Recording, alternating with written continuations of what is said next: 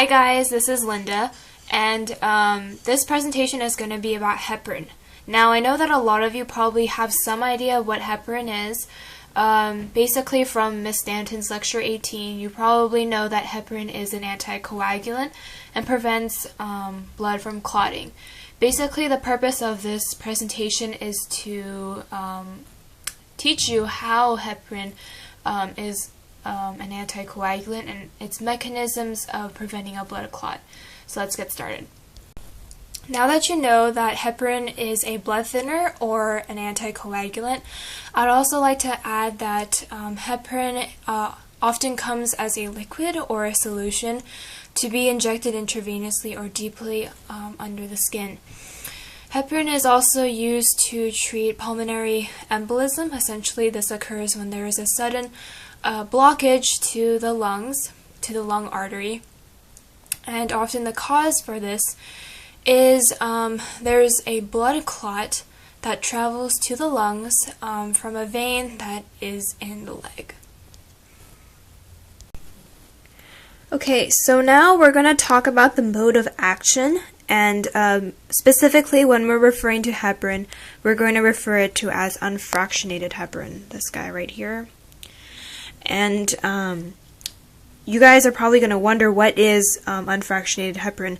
Essentially, it is a heterogeneous mixture of glycoaminoglycans that is going to bind to antithrombin via a pentasaccharide, which is basically these 5 circles right down here. That's the pentasaccharide. And first of all, heparin is going to act indirectly by first binding to antithrombin, this guy right here, through a high affinity pentasaccharide, which is these guys right here, which is present in about 1/3 of heparin molecules. So we're going to bind these two together. And this is going to cause a rapid anticoagulant effect, and antithrombin 3 is sometimes referred to as the heparin cofactor.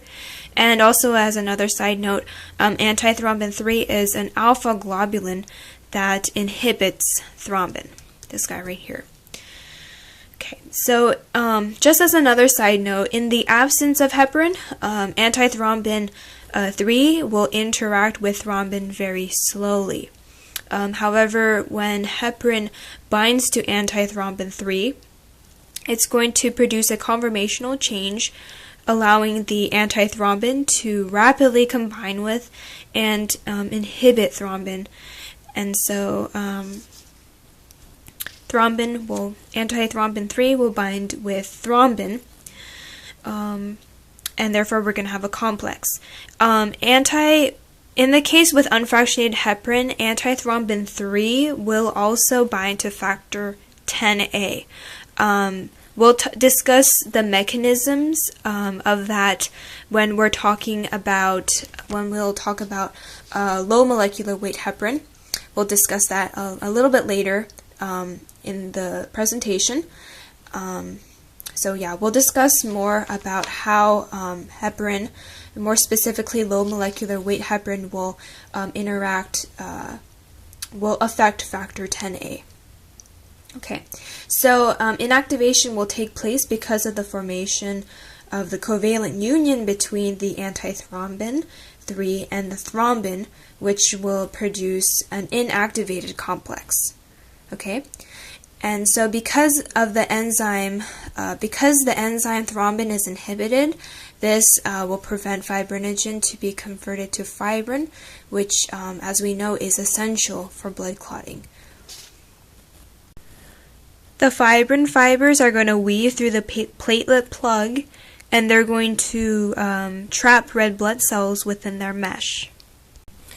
So now we're going to go over the low molecular weight heparin. You're probably asking yourself, what is the difference between low molecular weight and unfractionated heparin?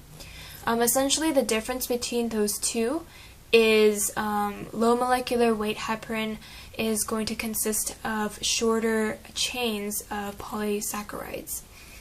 The lower molecular weight heparin is going to have the advantage of having more favorable pharmacokinetics and less side effects to it. And even though the onset of anticoagulation may be slower with low molecular weight heparin compared to the standard unfractionated heparin, the degree of anticoagulation with low molecular weight heparin is going to be much more easier to manage and to maintain. Okay, so for the mode of action, low molecular weight heparin is going to have some similarities with the standard unfractionated heparin. For example, heparin binding to antithrombin 3 following a conformational change is going to stay the same. The difference is that the complex of the low molecular weight heparin and the antithrombin 3 is going to be more specific against factor 10A. The reason behind this is because low molecular weight heparin has a shorter polysaccharide chain. Therefore, their chains are going to be insufficient to produce tertiary complexes with antithrombin 3 and thrombin. So therefore, low molecular weight heparin is going to produce its anticoagulant effects by specifically inhibiting factor 10A.